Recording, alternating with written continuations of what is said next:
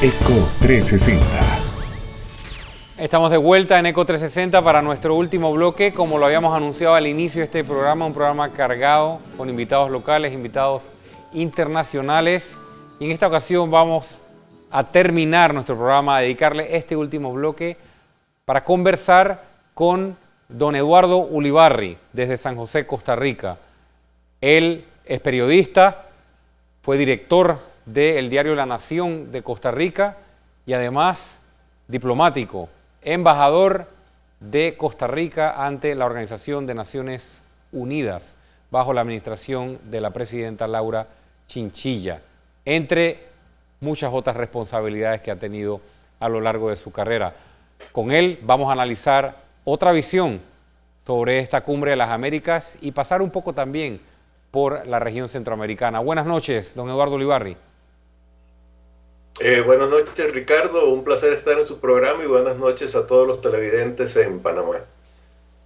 Don Eduardo, la pregunta que le hacemos a nuestros invitados para analizar el tema de la cumbre siempre de entrada.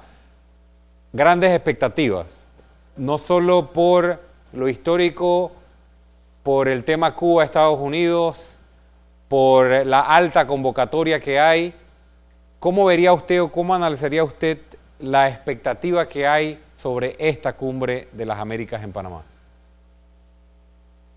Indudablemente hay mucha expectativa y creo que hasta el momento pues todo indica que va a ser muy exitosa en organización y en asistencia.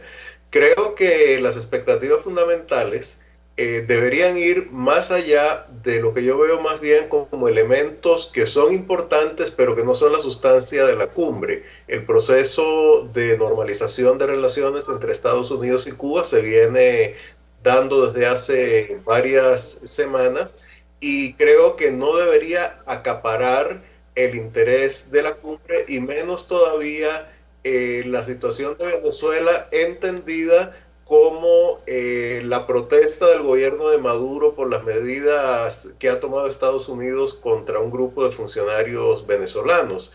Creo que lo fundamental de esta cumbre es tratar de enfocar un nuevo periodo que ojalá se abra de cooperación entre Estados Unidos y América Latina, incluyendo por supuesto además a Canadá, con una agenda que sea más amplia y más rica que la que hasta el momento se ha venido aplicando y que se ha concentrado mucho en temas migratorios, en temas de seguridad y sobre todo en el narcotráfico. Me parece que hay que ver esta relación en un sentido estratégico, en la parte económica, por supuesto también en la parte de concertación política alrededor del valor de la democracia, en la inclusión social y en tratar de incrementar los flujos de comercio entre todos los países de la región, pero sobre todo entre los que estamos en el sur y los que están en el norte, en este caso Estados Unidos y Panamá.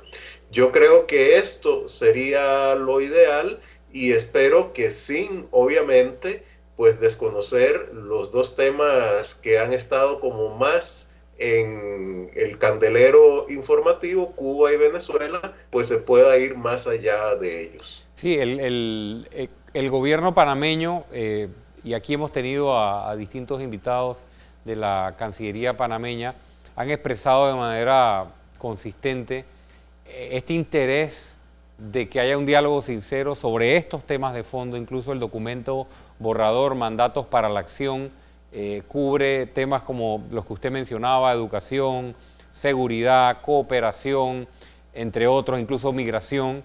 Y la idea es, sin demeritar estos temas que son más mediáticos, tener resultados más concretos en temas de fondo. Sin embargo, con la experiencia internacional que tiene usted, habiendo estado como representante de su país en un foro multilateral como Naciones Unidas, no es fácil también, ¿no? Desde el punto de vista del manejo diplomático, sabiendo que es importante lograr avances en temas de fondo. Tienes temas de derechos humanos muy importantes en Venezuela y en Cuba que no se pueden ignorar, ¿no?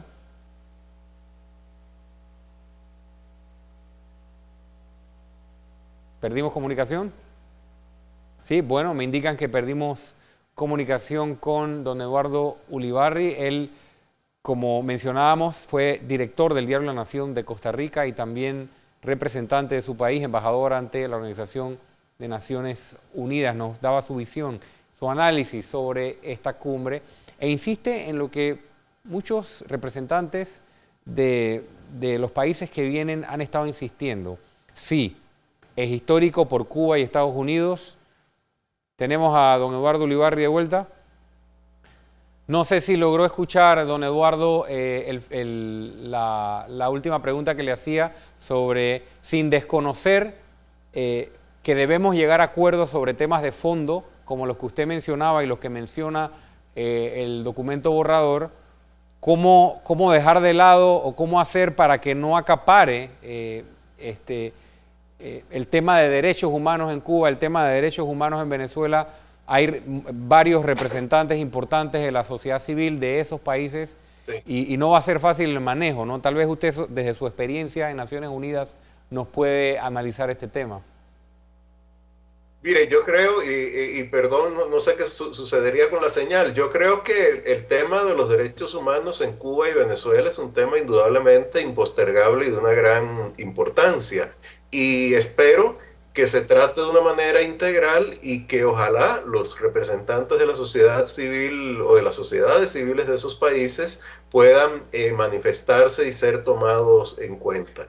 Cuando yo hablaba de la inconveniencia de que los temas de Cuba y Venezuela acapararan la cumbre, me refería más al tema, por un lado, del proceso de normalización de relaciones entre Washington y La Habana, por supuesto, y por otro, a la reacción del gobierno de Maduro ante las medidas sancionatorias de Estados Unidos contra algunos funcionarios venezolanos, en el sentido de que ojalá esta reacción no se convierta en una especie de circo dentro de la cumbre que distorsione las discusiones más amplias y más profundas, incluyendo, por supuesto, las de derechos humanos, y que se quede en un nivel superficial de espectacularidad que probablemente, claro, pues sea una intención del gobierno de Maduro, y creo que los demás representantes pues deben tener suficiente madurez como para tratar de dirigir la discusión hacia temas mucho más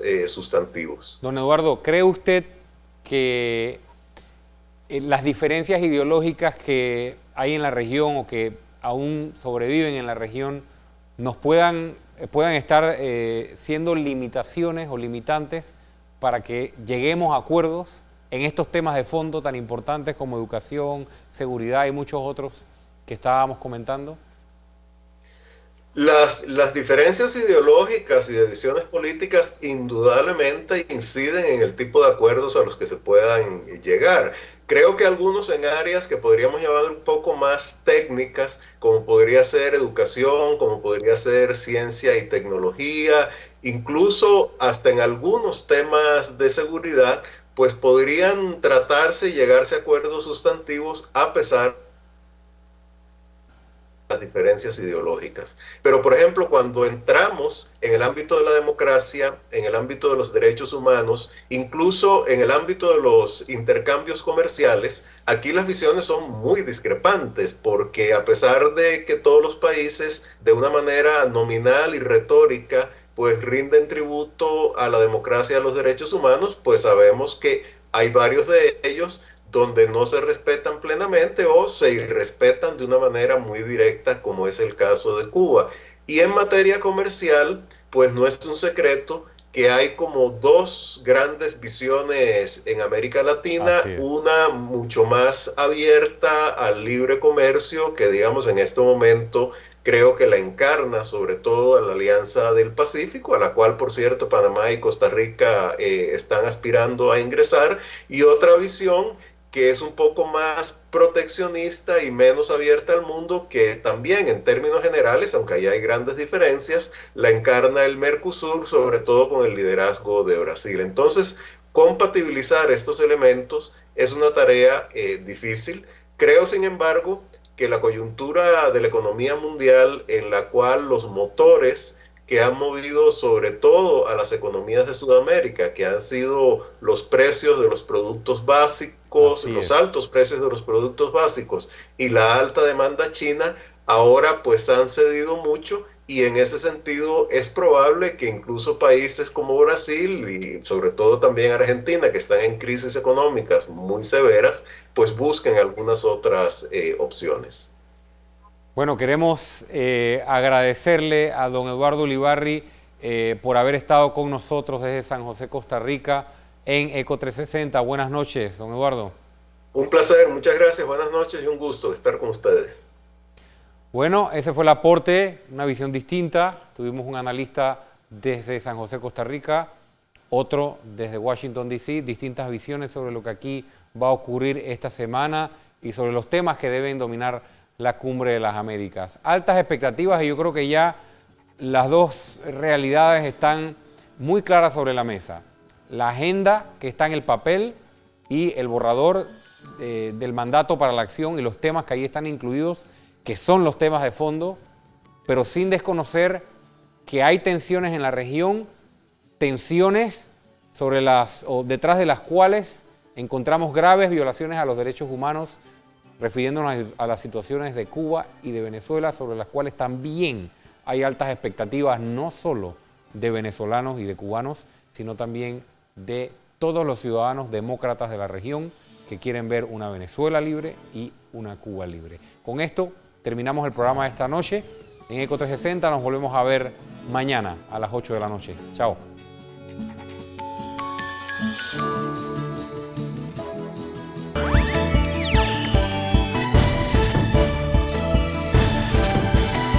Eco 360.